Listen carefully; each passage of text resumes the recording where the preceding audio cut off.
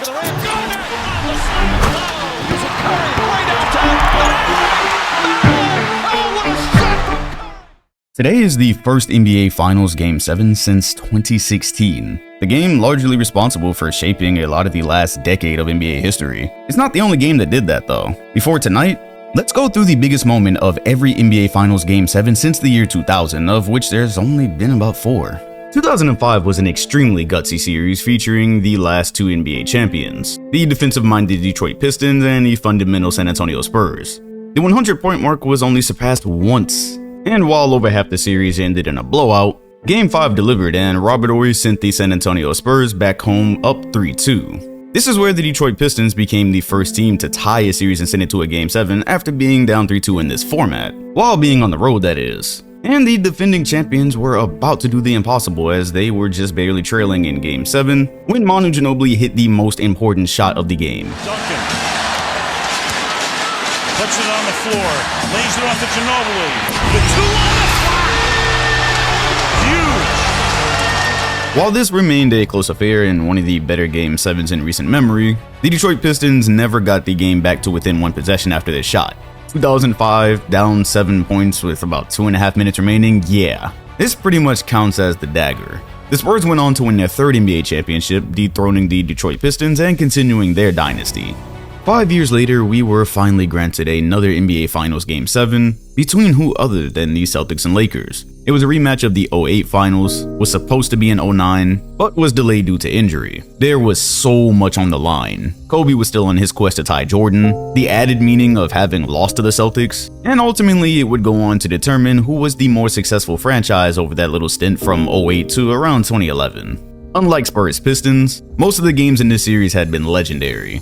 Grinded out affairs, shooting from Ray Allen, random role player explosions. The 2010 NBA Finals had it all. And despite the series shifting back to LA with the Lakers down 3-2, Boston was ran off the court in Game 6, setting up a legendary Game 7. The thing fans seem to not remember about this last affair, when pushing agendas and talking about shooting percentages, is just about everybody played bad. Or not even bad, it was just a defensive game. Still, these shooting numbers did not dissuade the defense helping when Kobe faked a drive, and it left Ron Artest on the wing for the biggest moment of his career. Ryan looking. Artest, that's a three. Bang! Lakers by 6 with a minute to play. I almost don't remember anything better in basketball than I remember watching this shot, and it was the dagger in every sense of the word. Although the game remained close afterward, if you were watching from a Celtics fan perspective, you just knew that was it. That was the end of the script. It was written. And afterward, with the theme of Kobe, his supposed selfishness on the court, and overall how these moments were just reserved for him, Artest had a hilarious bit for history after the game. But it wasn't with the team. Later in the second half, he started to move the ball and attack and pass, and still it was Kobe Bryant, you know, and he trusted us, and he made us feel so good. He made us feel so good, and he passed me the ball. He never passed me the ball. And he passed me the ball. Kobe passed me the ball, and I shot a three. And Phil didn't want me to shoot the three. I heard him, because he's the Zen master, so he can speak to you without, you know? He can speak to you, and he don't need a microphone. You can hear him in your head. Ron, don't shoot, don't shoot. I said, whatever. Bomb, three. Woo! Yes.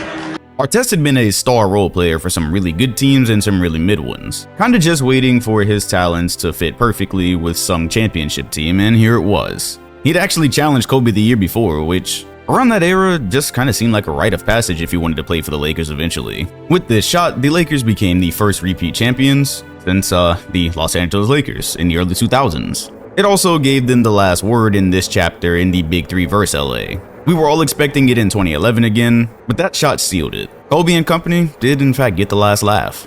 All these years later, I can't believe the 2013 finals actually happened. It was a real thing, a real event. There's been so much dramatization of the series, it just doesn't even seem like it was a real thing. Yet it was LeBron's rematch against the team that introduced him to the NBA Finals, and this time he brought help. Even with that, San Antonio did bring a 3-2 lead back to Miami, where they would have to win one of Game 6 or 7. It was back and forth, one of the greatest chess matches in NBA Finals history. And with the Miami Heat still needing to prove to people at the time they could win a championship in the normal season, what better challenger than the dynasty before them? Or at least the Heat were trying to be a dynasty. So if this weren't a video about Game 6, obviously we'd have Ray Allen's shot, which has been covered on this channel way more than it ever should have been. And that's fine, because I wanted to give some underrated moments more shine anyway. Back to Ginobili. Inside Duncan. Across the lane. Duncan misses the tip. No good. And Bosh the rebound. Heat clinging to a 2-point lead.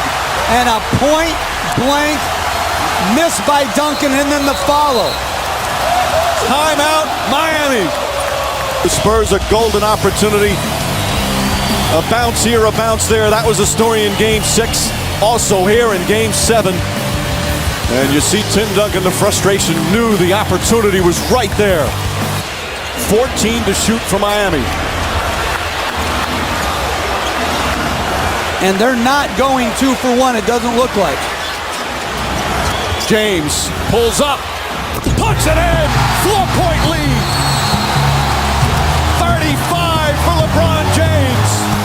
Timeout, San Antonio. I think this sequence happening back-to-back kind of shows just how much Ray Allen's moment really did overshadow just about everything that happened in the 2013 NBA season. Because what you've got here is Tim Duncan missing a shot I don't believe he's ever missed, and much less in the clutch. It would have tied the series and applied some serious pressure. He misses the initial shot and the tip. For the first time that I can really recall, it shows that he's visibly shaken for one of the few times in his career I can ever recall. And then in the very next possession, LeBron hits one of the bigger shots of his career, and this also shows how many big moments he has, because this Game 7 NBA Finals dagger against the San Antonio Spurs is kind of, I don't know if I want to call it lost to history, but it's as close to loss as you can get. He misses this shot, there's no telling what happens on the other end. Do the Spurs tie? Do they take the lead? It's a branch in the timeline moment. And I kind of feel like we've just gotten so used to LeBron's greatness and bored of it. A mundane mid-range jumper just doesn't make the cut. Still, this was the sequence where the bottom just completely came out for the Spurs. They'd never lost an NBA Finals. Every time they needed a big moment over about a decade, they had it. This was the one time. Their leader just couldn't get it to go, and it was also on the heels of a game that probably would have won him Finals MVP over Danny Green. Miami survived and avoided just total disaster, cause I guarantee you would have heard more about the lockout ring if this didn't happen. 2 finals losses in 3 years? Man, the Heat was brushed with death a couple of times. Regardless, it's just one of many legendary moments in the career of LeBron James. Iguodala to Curry, back to Iguodala, up for the layup. Oh, blocked by James. LeBron James with the rejection. Great pass by Curry, running hard by Iguodala, and superhuman defensive recovery by LeBron James. Irving and Curry, one-on-one. Irving puts it up. It's good. Kyrie Irving from downtown. And the Cavaliers by 3. So I didn't feel the need to preface this moment because it's what's brought us here in the first place. This was the last Game 7 in the NBA Finals before what we are about to experience. However, once again, you've got the light of a couple of the biggest plays in NBA Finals history overshadowing some also very, very big moments. I've got 2 of them here. Curry fakes the 3, steps back, crossover, puts up a 3. Rebound James with 30 seconds remaining. What a spectacular job by Love. Irving on the drive, goes inside, lost it, gets it back and finds Love. There's a 7-second difference between shot clock and game clock, and they had a foul to give, so Barnes fouls him there. But that's a bad foul, Mike. That Absolutely. gives them 3 extra seconds. And what was Kyrie Irving doing in transition? Alright, I've been meaning to scream to the high heavens about this moment for some time because nobody ever talks about it given the other plays, and what the fuck was he doing? There was a 7-second difference between shot and game. They were down 3, 1 possession. Barnes fouling here for no apparent reason actually added extra seconds to the shot clock, gave Golden State less to work with, and I've never seen it talked about. It's one of the worst blunders in finals history. It's actually right behind J.R. Smith, and you never hear about it. And yeah, partly because of this right here. Timeout left. Can go in the backcourt in the last 2 minutes to get it. But they've got to manage this clock. They don't want to go early. Irving drives to James, misses the jam, but fouled. James will shoot 2 free throws as he goes down hard with 10.6 remaining.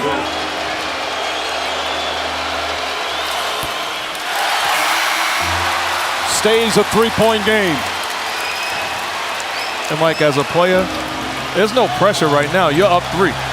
Worst case scenario, you got to give them 1 free throw. That should be the mindset. I missed it. You got to step up and knock this free throw down if you're LeBron James. Warriors will no doubt call timeout. Miss or make here from James. Rattles in the second. 4-point game. Timeout Golden State. So looking back at it, not only did Kyrie kind of set this up perfectly by once again going early, yet this time finding a cutting LeBron, this is not really about the missed poster that to this day would still be echoing through space-time. It's about the fact, once again, the Cavs did need to convert on this possession. They were only up 3. This also feels a little bit before teams were just automatically fouling up 3. Bron getting to the free throw line here and extending it with so little time remaining is, yet again, another underrated huge moment. We forget if Golden State rebounds, they had 2 timeouts remaining. This could have gone very differently. And instead, Bron hit the one he needed, pushing a potential Golden State comeback into pretty much miracle territory. And the Cleveland Cavaliers became the first team in NBA history to come back down 3-1, and they did it against a 73-win team. You really couldn't write a script better than 2016, and I really get it.